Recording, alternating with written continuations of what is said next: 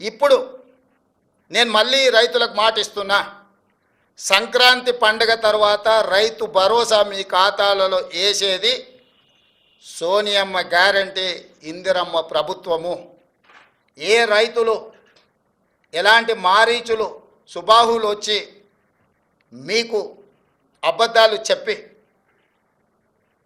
ఆనాడు పురాణాలలో విశ్వామిత్రుడు యజ్ఞం చేస్తుంటే రాక్షసులు ముఖ్యంగా మారీచుడు సుబాహులు వచ్చి ఆ యజ్ఞాన్ని భగ్నం చేయాలని ప్రయత్నం చేస్తే రామలక్ష్మణులు ఎట్లయితే కాపలా కాసి విశ్వామిత్రుడు చేపట్టిన యజ్ఞాన్ని సంపూర్ణంగా పూర్తి చేసిండ్రో, ఈనాడు కూడా మా ప్రభుత్వము రైతు భరోసా కొనసాగిస్తుంది. సంక్రాంతి పండుగ తరువాత సోనియా గాంధీ గారి గ్యారెంటీగా నేను చెప్తున్నా, మీ రైతు భరోసా మీ ఖాతాలో పడుతుంది. ఎవరిని నమ్మకండి.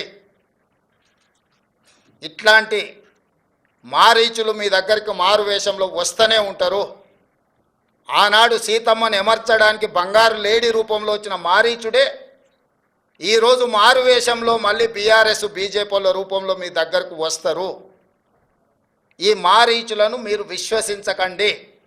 సంక్రాంతి పండుగ తర్వాత మీ రైతు భరోసా మీ ఖాతాలలో పడుతుంది. విధి విధానాలకు సంబంధించి మంత్రివర్గ ఉపసంఘం వేసిన బట్టి విక్రమార్క గారు, పొంగులేటి శ్రీనివాసరెడ్డి గారు, తుమ్మల నాగేశ్వరరావు గారు, ఇతర మంత్రుల చేత మంత్రివర్గ ఉపసంఘాన్ని విధి విధానాలను ఖరారు చేయడానికి వేసినాం. రాబోయే శాసనసభ సమావేశాలలో విధి విధానాల మీద చర్చ పెట్టి ఏ రకంగా కార్యాచరణను తీసుకొని ముందుకు వెళ్దామో నిర్ణయించుకొని డిసెంబర్ నెలలో జరిగే శాసనసభ సమావేశాలలో సభలో చర్చ చేసి విధి విధానాలను ఖరారు చేసి సంక్రాంతి పండుగ తర్వాత మీ రైతు భరోసా మీ ఖాతాలలో వేసే బాధ్యత మా ప్రభుత్వం తీసుకుంటుందని చెప్పి నేను రైతులకు గ్యారంటీ ఇస్తున్నా. రైతు రుణమాఫీ చేస్తామన్నాం, చేసి చూపించినాం. రైతు బంధు చంద్రశేఖరరావు గారు బకాయి పెట్టి పారిపోతే వాటిని కూడా 7,625 కోట్ల రూపాయలు రైతుల ఖాతాలో మేము వేసినాము.